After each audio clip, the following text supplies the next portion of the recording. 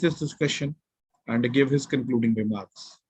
Jatinji. I, Thank you so much. I just have one grouse. You keep forgetting that I teach at the Times School of Media.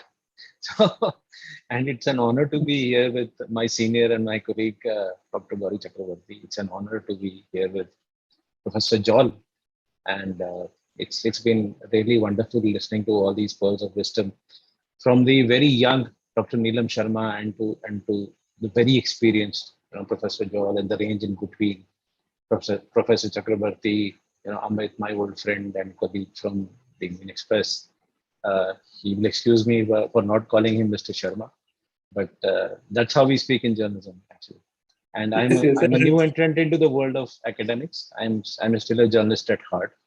So we started the session with very, very astute and very sharp insights from Dr. Neelam Sharma. I mean, in a very brief period of time, she summed up a lot of problems that we see in the context of media and society, or media in society. So, the questions that she raised, that agenda, if there is agenda setting happening, we in the theoretical world, we discuss agenda setting, but is it really the media doing the agenda setting? Or is there someone in the background or the backdrop that we do not see, or we perhaps now have begun to see, that is really setting the agenda, and we keep thinking or keep blaming the media for agenda setting? If there is gatekeeping happening, is it really the way it used to be?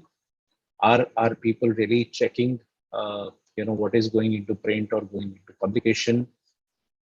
The issues that other people also raised, Amit spoke about keeping the editorial slant or the editorial thrust of a publication separate from the from the news coverage. And now these days, we see that there is a merger. There is a lot of opinion. There is a lot of, if you switch on your television screen, your news television, there is even shouting and screaming from people who are the editors of these channels. And there is a clear, there is a clear cut, amalgamation of news coverage with opinion. We see agenda pushing, more than news coverage. The relevance of the media is something that Dr. Neelam Sharma also discussed. Are we becoming irrelevant? One, because there is social media, which is more democratic, but also because we have stopped serving the people.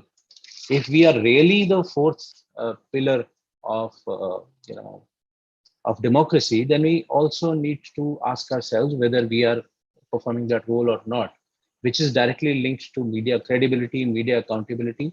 But because we had a practitioner from journalism, an editor on the panel, he raised points that would make some of us uncomfortable. But it really gives me the opportunity to turn the topic on its head and talk about the role of society in media, right? So, so when he says that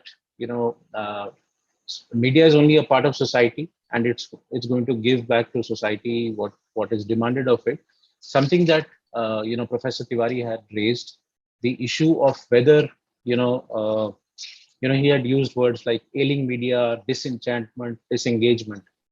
So he spoke about the justification that media practitioners give, which is that media serves what society likes. But the fact is, and we come from that school of journalism, all of us, is that it's not just, journalism is not just about what people want to know, but it's also about what people should know. And this is a constant struggle. And now we see the shift happening, which Professor Johal also mentioned in his talk about how competition is reducing the quality of television. So, and this is something that we can now say about the larger media landscape. It's not just television or entertainment. It's perhaps, we are in the business of now infotainment, and, TV channels or digital media platforms, and to some extent, sections of newspapers also talking about infotainment, serving information that titillates or serving information that entertains. Now, for students of economics here, they will realize that they will remember that we read about Giffen goods, which are cheap goods. And when there is economic depression, the demand for cheap goods or low quality goods goes up. So that is the economic depression. But perhaps we are in a cultural depression. That's why these culturally cheap goods are becoming more popular. And if we want the media to perform its role, its function, and really function as the fourth pillar of democracy, then we must ask the question that are we willing to, as a society, pay the cost? Are we going to leave journalism to a handful of media organizations which have corporate ownership, or which are run by the advertiser? Repeatedly it was mentioned that the advertiser is paying for your media. The average newspaper that costs 60 rupees to produce, only a sixth of the cost is borne by the reader. 50 rupees comes from the advertiser. Now, in India, the largest advertiser is the government itself, right? And if the government is not conducive to the idea of the fourth pillar of democracy, it will obviously start strangulating that fourth pillar, or squeezing that that 50 rupees out of the 60 rupees which comes from the advertiser.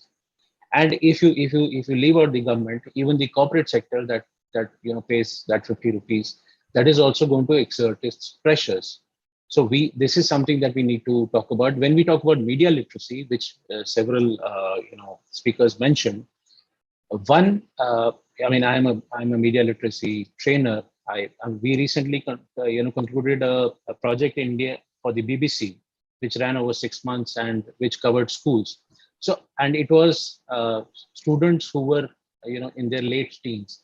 But I believe media literacy should actually start very early, right?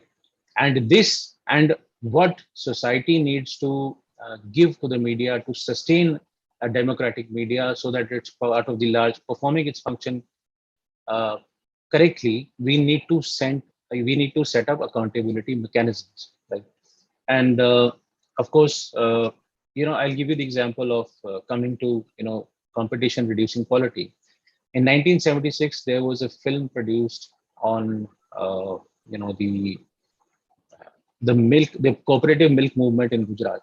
It was a crowd-funded film. The villagers whose story it was had contributed 1 rupee each. The film was Manthan, right? It went on to win the national award as the best film, and the national award for best screenplay. So we need to think of these models of crowdfunding journalism, or using public money, because the other three pillars. Remember, the other three pillars of democracy that we talk about: the legislature, the executive, and the judiciary. They are funded for by public money. So maybe we need to have something like the BBC model in the UK, where a certain part of the license fee goes into funding journalism. We need to create, as civil society, we need to create institutions that are constantly demanding accountability from the media. That is where credibility will come from. And credibility comes from, as Professor Joel mentioned, sensitivity, right? And it also comes from integrity, something that Amit also mentioned. Now, the media of the elite versus media of the masses. Of course, this is a colonial hangover.